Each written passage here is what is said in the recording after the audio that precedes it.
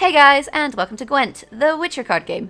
It is a new season, which means patch changes, card changes, the meta is changing, and Francesca is finally great again. Lots and lots of people have been playing Francesca decks, and there's a couple strategies you can use. There's a boost Francesca and there's a mulligan Francesca.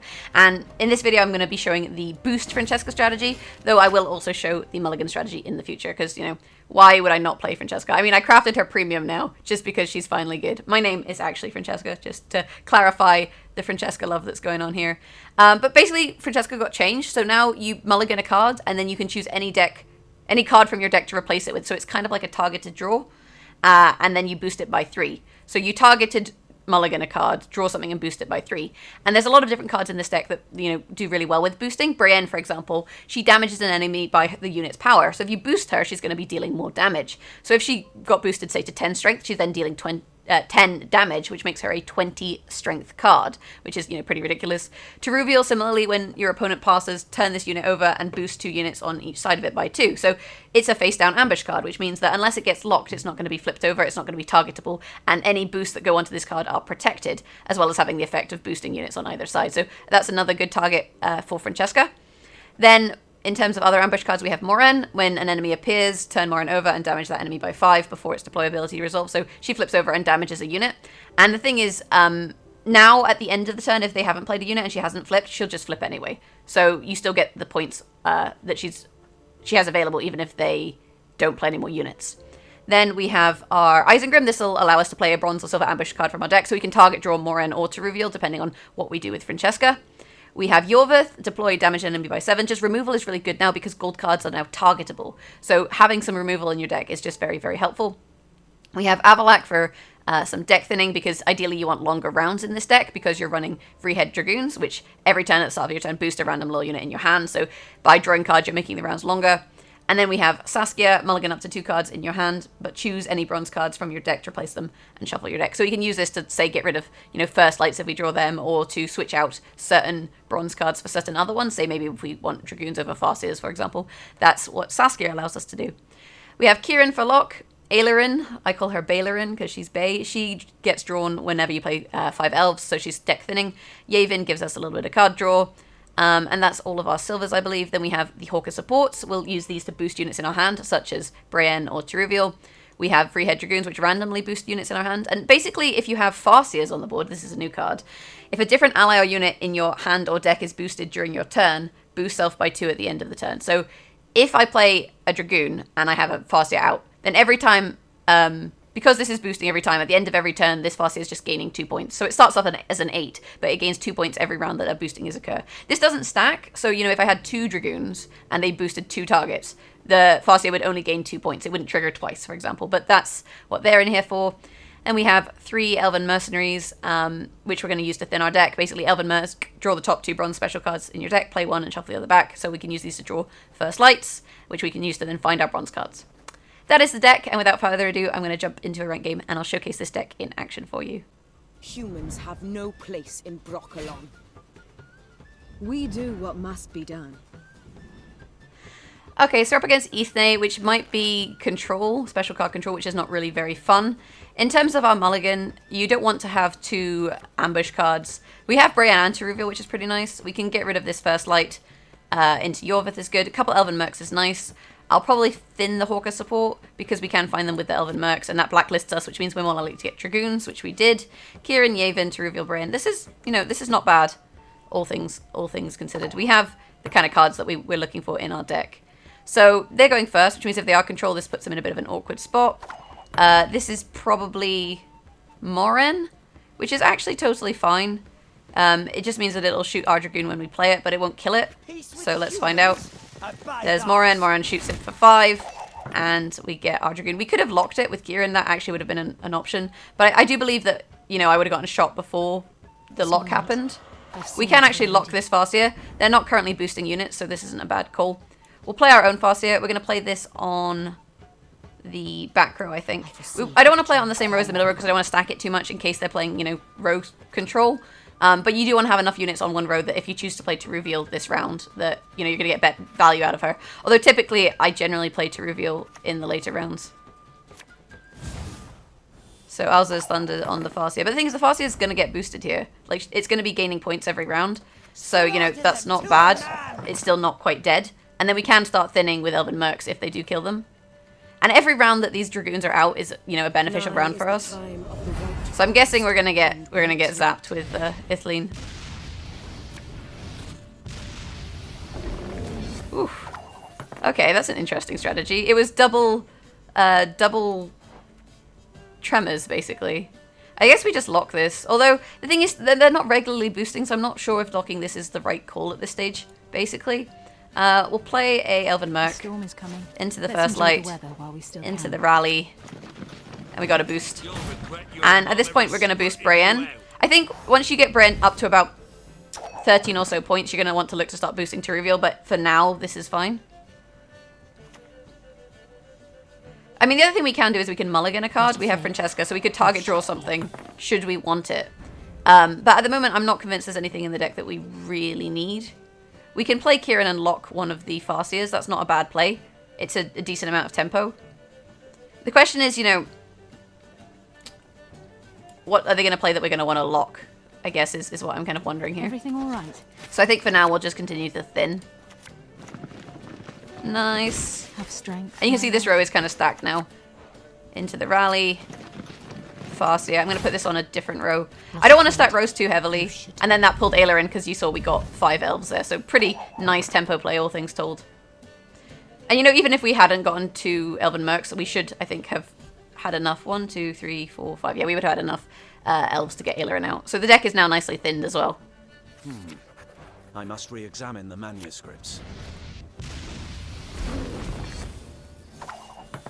So these dudes are a bit annoying. It is carryover for her, but we can always lock one of them, and that's not a bad strategy.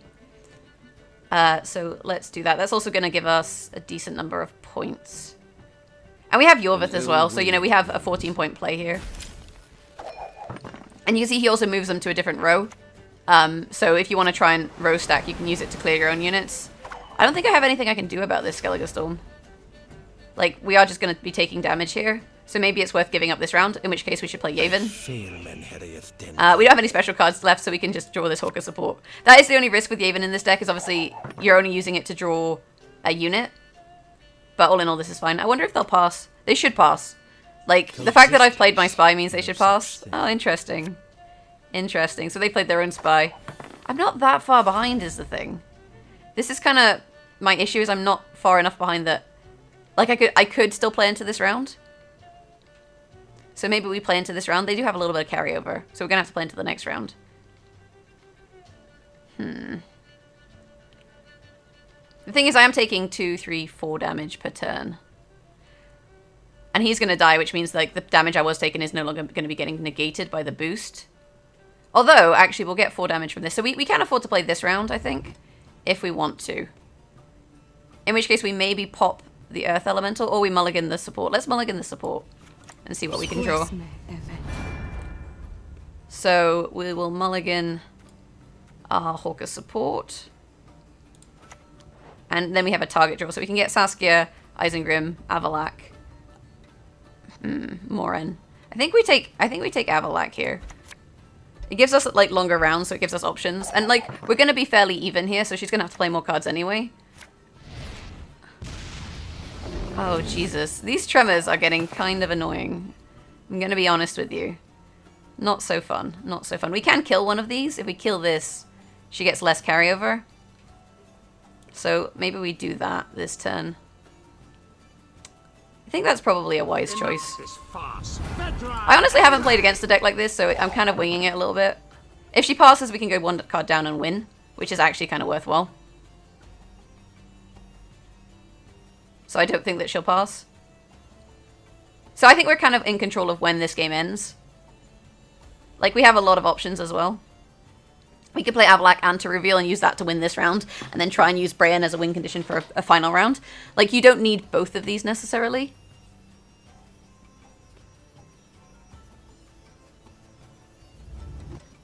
I mean, I think what they're going to do, though, is just play Tremors and get another Earth Elemental. You ready? Here comes the Tremors. Oh no, more Skellige Storm.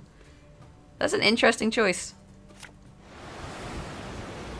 And at this stage, we just pass it up. It's no longer really worth playing into this round. The issue we have is, like, we don't have a lot of units for Toruviel, but because we have Avalak, we can always, you know, get more units out, and that'll be okay. Ideally, it's nicer to win the first round and have control of the second round to bleed them into the third round. They can just open pass here. Farseer and Saskia. So Saskia's not that useful in that, you know, we don't have many bronze cards. Although if we draw some with Avalak, that might be good. Isengrim is good, but if we draw... Isengrim is good, but if we draw Morin, that's kind of awkward. If they dry pass, we can just play Saskia for, like, no points, basically. Oh, how okay, Shiru. So does he have a Scorch? I don't think he made a Scorch because the backs didn't change. Usually the card back changes. So we can play Isengrim into Morin, and if they pass, it's actually fine because she still flips. So this is okay. And, like, I don't think Shiru's that good anymore because the thing is he makes a Scorch, but he's also a 10. So you just end up burning yourself. So if we pass here, I believe we should win the round. There we go. Boom. 15 points. So you can't just pass when they play Morin anymore. That is not something that you can do. And maybe our opponent didn't realize that, to be honest. I think this is fine. We can mulligan this. Yeah, the Hawker supports are a little better, but we're going to play Avalak first, I think, anyway, and try and find a Dragoon. You will see it in your dream. There's one. And a Farseer. This is pretty nice. So we can play Dragoon, Farseer. We could mulligan. I think I have one more No, I've played both of my Farseers. Do I have one more Hawker support in the deck? Let me see. We've played one Hawker support. Yeah, so the last card must be a Hawker support, basically. So we have to play this, unfortunately, into the Frost, which is less good. So if we have one more Hawker support, we can switch the Farseer for a Hawker support. The question is the Hawker support, which is 9, going to be worth more than the Farseer that's gaining points every round? And I think the answer is no. Ted Dayred is nigh. Okay, now it is, right? So we can Saskia. And I guess we just try and stack the front row for the time being. Let's hurry. Why is this not allowing me to mulligan cards? Oh, this must not be a bronze card. I thought it was a bronze card. So I wonder what it is. Gold card. Is it a gold card? Avalak, Isengrim, Yorvith, and... what do I even have in this deck? Saskia. No. Silver card? Silver card. Morin. This is why deck trackers are your friend. Kieran, Ailerin. Oh well, silver card. Let's play this in the front row. See victory for you. I mean, I think it's okay. We still have a lot of points. Like, I'm not entirely sure how they're going to get that many points. We have, you know, a Braenn, which is worth 20. And we have a Toruviel, which will be worth... we can actually make her worth even more with the Hawker support. Or we put the points onto Toruviel because they're protected. That's our alternative. Maybe we do that. Maybe we do that. Okay, so now it's actually fine to boost the Braenn. So let's play this. Boost Braenn, which then obviously buffs this as well. We can then Toruviel. It doesn't really matter what row we Toruviel, we're only going to hit one target, unfortunately. So we'll do this because I don't want the Frost to tick on Braenn for too many turns. This is worth, what, 7, 9? So we're actually on even points. What you got? Igni. Igni's just not so good anymore. He got nerfed, so now it has to add up to 25. We'll play this, we'll shoot this, and we'll win. So the thing is, with the new meta, I don't necessarily know... I don't even need the flip. I don't necessarily know the deck strategies that I'm against. So it makes life a little bit more difficult in that you don't necessarily know what your opponent's trying to do. But I feel like this deck is consistent enough with, like, you know, how we drew through it and stuff, that it's pretty much okay regardless. One thing I would say is obviously... deck trackers help because we are, you know, mulliganing cards and drawing cards. And I have no idea what that last card in my deck was. And you can see situationally Saskia maybe isn't as useful, in which case you could potentially think about running, say, a Ciri Dash in there instead. Because we thin so much, you know, a Ciri Dash isn't too bad. But I think Saskia just helps with the deck consistency if you do happen to draw into those first lights, that you can kind of get rid of them for bronze cards instead. And she's still worth, you know, 10 points, which isn't too bad. So that's, like, one of the ways you could change the deck. Anyway, I'm going to jump into another game, and I'll showcase this deck in action once more for you. Do not test my patience. My folk have suffered much. Okay, so we're up against Radovid, which is just not a good matchup for us. You know, we have a lot of good targets for him to lock. We've got Avalak, Saskia, Yavin, Kieran, Morin, Farseers, Hawker supports, and Elven Merc. So we want to try and find some Dragoons, but we can actually draw the Dragoons with Saskia, so this isn't too bad. We'll mulligan this for now. Blacklist the first light into Isengrim. In which case we probably want to mulligan Morin, because usually we'd rather have Toruviel in hand. Which we can get. Well, actually we want Braenn in hand. Let's mulligan Morin and see what we get. Dragoon, that's nice. So the thing is, he is going to want to lock our Dragoons, and that's something that we, you know, are going to have to be a little bit wary of. We go first, so we're just going to open with a Dragoon. If we can get him to play his lock early, that's great. If not, we just hold off on our Dragoons until later. We also have Kieran, so we can actually unlock one of them, so if he does lock two of them, it's not too bad. What we got? Trollololol.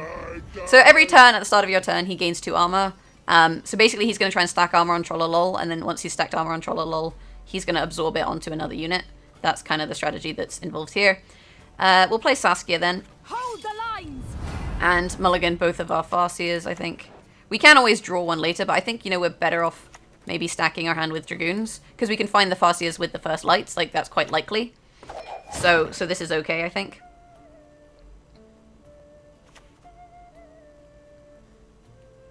The other thing we could do early is we could try and target draw our... get our Morin out, basically. So we play this into Morin. We'll stack the middle row so that we can maybe set up a situation for buffs.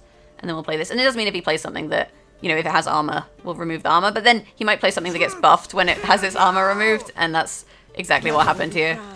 So not great. Not great. But, I mean, having a long round here isn't too bad for us because we're just going to keep buffing our cards, right? And he's not locked anything yet, so that's good. Out comes the Radovid, but we can unlock the Dragoon. And then if we have lots of Dragoons running, even if we lose this round, we're gaining so many points that it doesn't really matter. Humans are not to be trusted. So we've got the row stack now that if we play Toruviel, we'd get a decent amount of points. And this is the thing about this deck, is it's kind of okay to do it like this. Like, it's okay to lose round 1 so long as you go long with Dragoons. That's the kind of idea here. The problem is we don't really have Farseers, but I think it's better to get the Dragoons out because they tick, you know, buffs per turn, which is quite nice. The problem is we don't really have a great target in our hand for them, though we can, you know, try and find Braenn and Toruviel with Avalak. And in the meantime, it's just still extra points. I think I'm going to get Epidemicked. And that's not so good. We have one more, so we'll play that and hope for the best, really. This is, like I say, it's a difficult matchup for us. He's going to want to absorb all of this armor off of Trollolol. Like, that's his strategy here. But the thing is, we don't really care. That is the thing. We don't really care. So let's have a look, see what we pull. Well, actually, I could pull First Light here. That was maybe a mistake. I probably should have thinned the First Lights first with the Elven Mercs. One First Light's okay, though. We can always mulligan it with Francesca.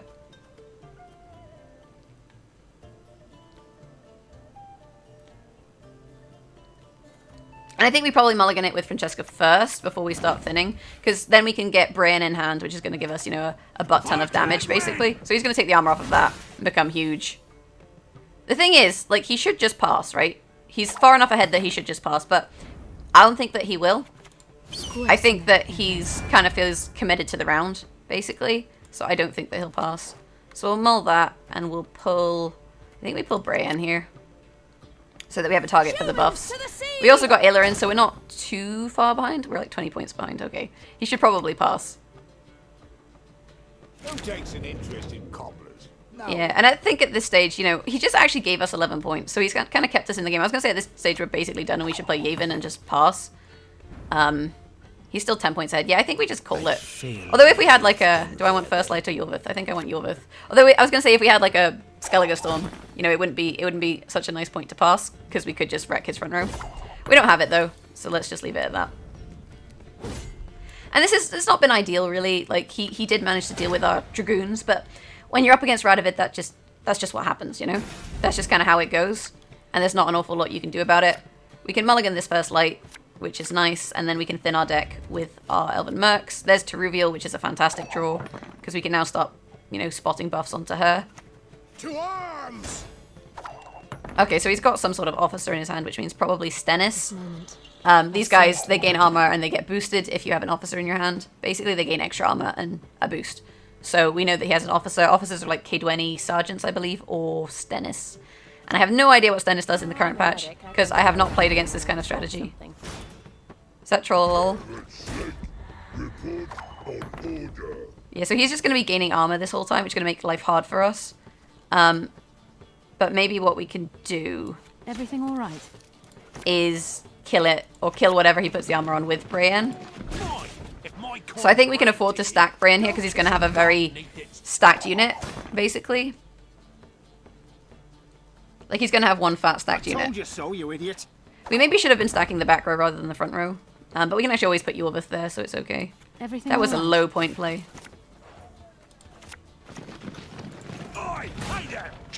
And we will buff Braenn again, because like I say, he's going to take this armor. That's his plan. So we may as well get set up that we can kill it.